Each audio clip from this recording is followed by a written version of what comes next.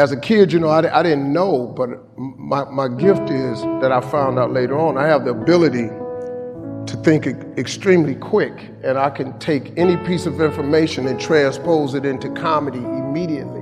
Now, when you're a kid and you don't understand that, you get in a lot of trouble. I didn't know what it was until I got older, that this was a gift, that it did make room for me, that I became a stand-up comedian, which started with a dream of mine, and it led to where I am today. It's a lot of stuff that happened in between there.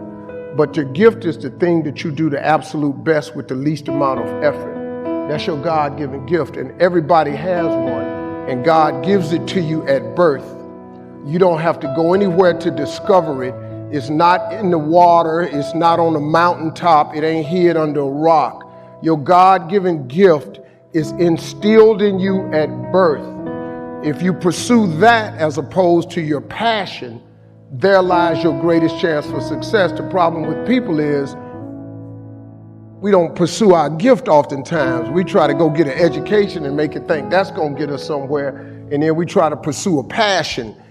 If you identify that gift, man, that gift is the thing that can make you great.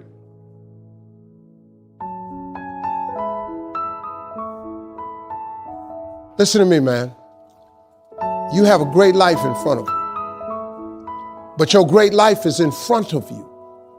It's not behind you. What you did back there ain't got nothing to do with what God got for you. What you did back there was learn the lessons to get you to where you are at this particular moment right here. But what God got for you, do you know, man, that you can actually mess your life completely up? You can jack it all the way up, and you can turn around and get it right. Do you know that you can be divorced multiple times and still be okay? Do you understand that you cannot have a degree and still be just fine? You wanna know how I know? Because I'm telling you what I know.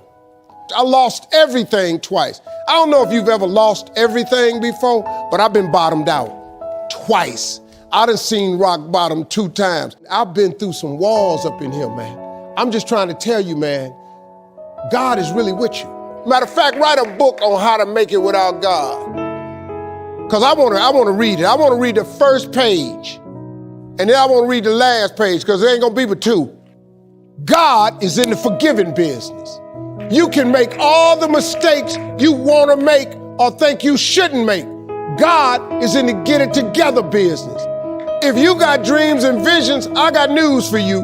God is in the make your dream come true business. He did it for me, how he won't do it for you? A lot of y'all better than me. I'm just gonna flat out tell you. Most of y'all ain't done what I had to do to get to where I am today. You just ain't had to do this type of dirt. You ain't been homeless, so you ain't got to scrap like me. Most of y'all didn't come, you're not old as me. I've overcome it all because I have a relationship with him. And you can listen to me and tell that I'm not a perfect person. I have my flaws. I am a flawed human being, but guess what? You are too. You ain't got it all together. I dare you to say you do. I make a lot of money, man, but guess what? I ain't got it all together. I'm hurting. I'm hurting, man. Everybody tripping through something. Everybody, I don't care who you are, you going through something. But if you got God, you can make it. I'm just telling you this little piece of information. Look, I don't see most of y'all most of the time. So you're sitting here, you're kind of looking at me a little bit odd. Why Steve talking like this stuff? I'm just trying to put you on game. Because let me tell you, all y'all want to be successful. And you want to be happy, but you got to get there. It's a shortcut to getting there. The shortcut to getting there is the relationship with God. If you try it without him, you're going to fail miserably. You're going to sink, man. It's going to be ugly for you. Now, this is what you got to do. Identify your gift and get busy with it. God gave all of you a gift. Identify your gift. It is the thing that you do the absolute best with the least amount of effort. That's your gift. Get busy at that. If it's drawing, if it's teaching, if it's sharing, if it's caregiving, he put that gift inside of you. He didn't hide it under a rock or put it under the mountain or put it on the mountain somewhere. He put the gift in you. And you look at me any kind of way you want to. What I'm just telling you is real. That's how you become successful. Identify your God-given gift, what he gave you at birth. If you do that, God will open up the windows of heaven and pour out a blessing that you won't have room enough to receive.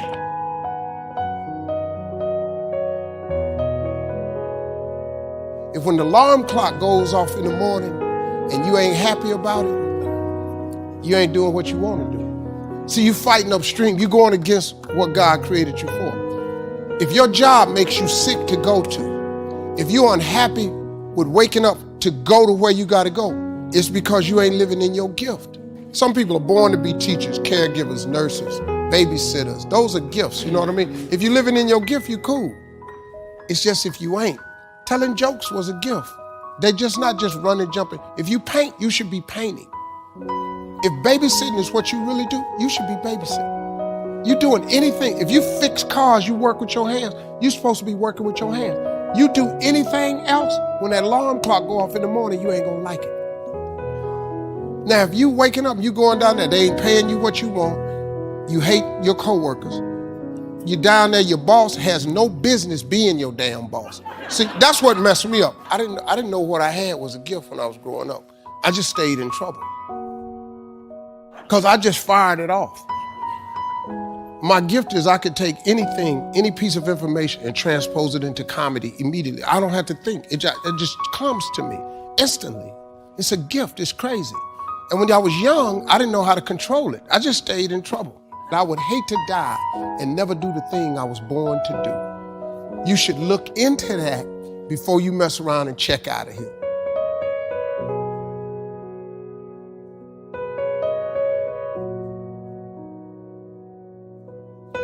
There is a blessing in everything.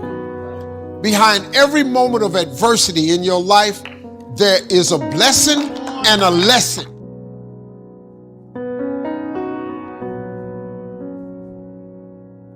Pain always leaves a gift. Always. It's not going to change for you. Say just you. Your world 42 ain't finna crumble because you got to change your career. You have to change your career. You just said it in the question. Maybe it was time for you to move on.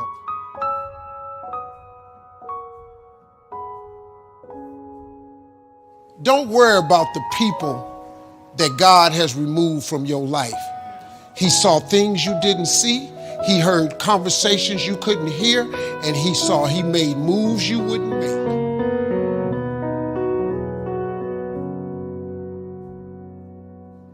When a door gets shut, all you gotta do is walk up the hall.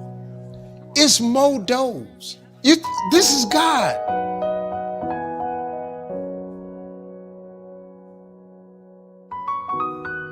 Could it be that there's a different door that he wants you to go through that was better than the door that got shut in your face?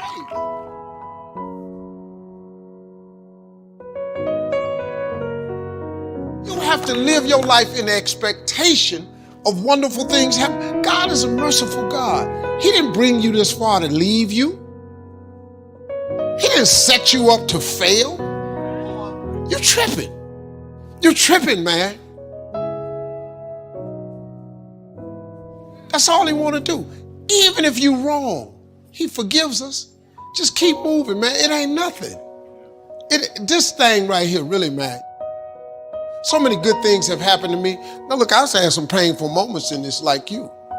But hey, I look for the bright side, man. I expect something good to happen. I'm back at work.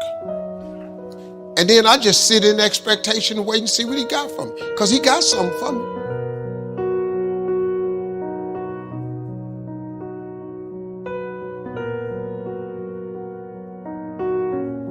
Your gift will make room for you. Now, what is your gift? It's the thing that you do the absolute best with the least amount of effort. That's your gift. Quit running away from the gift. Your gift will make room for you. Stop trying to be something you ain't gifted at. Nobody asked you to go down here and study to be a dentist, and you ain't really good at that. Listen to me. All of you have this gift. Identify it. It's the thing that you do the absolute best with the least amount of effort. That's what you should be doing. You're wasting your time pursuing your passion. What are you gifted at and do that? Stop tripping. You can do that. If you fry chicken better than everybody you know, you ought to be somewhere frying chicken. People make millions of dollars frying chicken.